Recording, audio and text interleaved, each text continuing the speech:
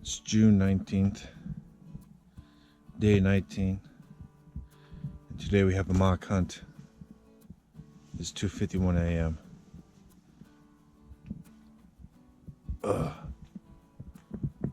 So we have to go catch some horses now.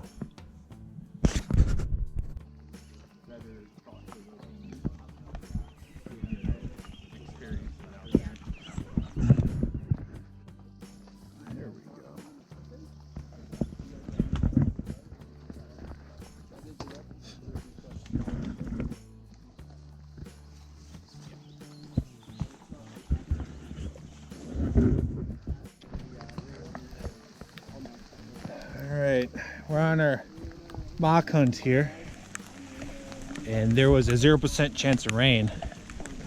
And would you look at that? It's raining.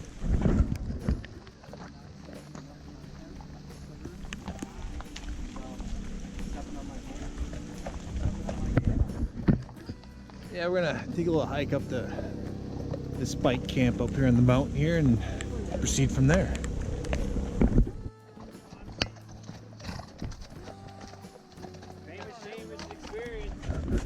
Yep, that's me.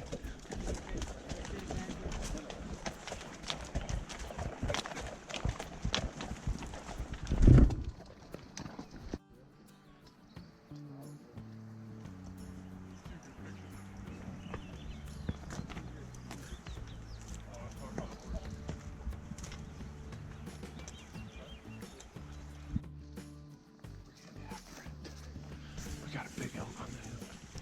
Huge one.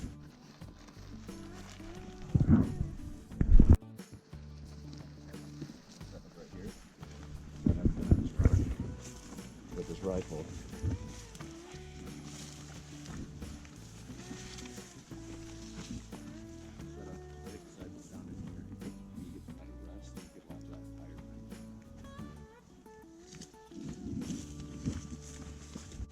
It's hard to see like all that shit's thick, but you'll catch it if you're moving with this elk or whatever. Moving along the ridges. Is that fire big enough for you, Steph? Is that fire big enough for you? Yeah. What we have here is a demonstration on starting fires in the woods with whatever. Hold on.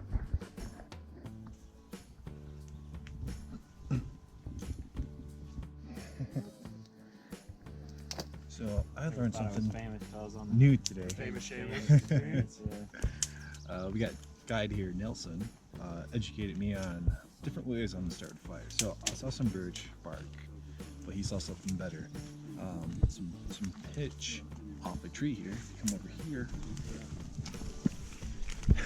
See how it's leaking all this stuff. Just take a little bark, scrape it off, get some on there, and then you bring it to this fire over here. So, like when you start a fire, the smoke doesn't really affect you hunting. Yeah, I get asked that a lot. Is that? You probably could. But you want to make sure the wind's going in the direction that you want it to. Ideally, yeah, you want to make the wind, but I'm more about being comfortable. Yeah, if you're freezing, then if I'm gonna be freezing, I might it's either you go back Look to at camp or you that. start yourself a fire. Ain't that and hunker neat? down for the next 5 It's hours. pretty neat. Yeah. It's pretty neat. So, All right, I- thank you.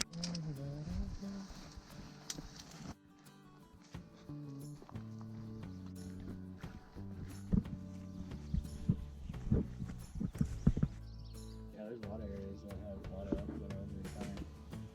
Usually, there's areas that have more elk are over the counter because they're trying to get the down. Lightning, you say? Lightning goes from the ground up, and then when it hits their bottom, it explodes. Yeah, you're killing the tree. Ground. Yep. When the ground fully connects, usually it explodes. Mm-hmm. You'll see like streaks running up the tree, which you don't see as much here, but these are kind of like streaks. This is the tie. I could use this.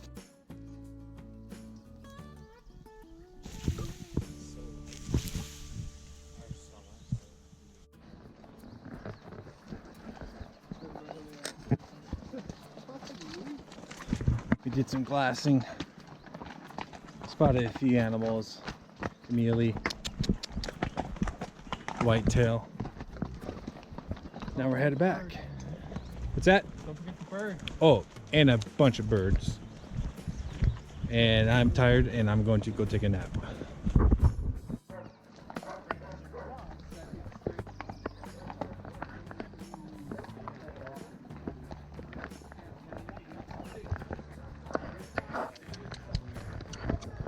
You're doing a class on fly fishing. Run outside. I know nothing about fly you fishing. spend a good long time.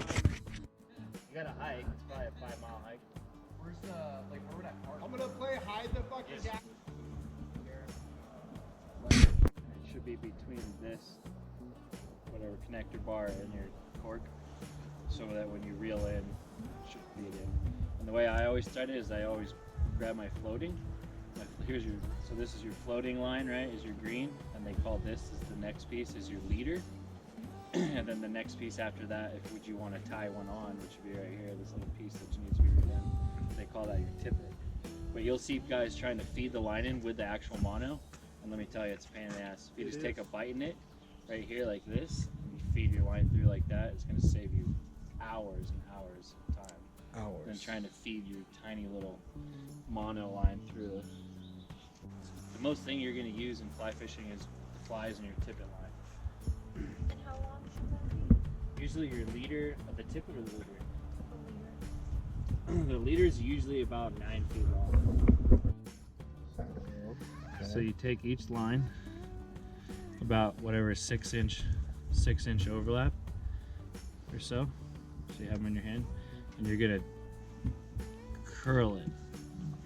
Oh, we're To tossing make a fucking hooey in it. Pretty much a hooey, and then you hold that like that, so it should look like Todd that. would be so happy. So you have your you have your tippet. I like to put my fingers inside it, or one finger, so it doesn't get all messed up. So with your tail, with that one tail, you go through your whole loop that you just created twice. Does it matter or which 3 tail? times.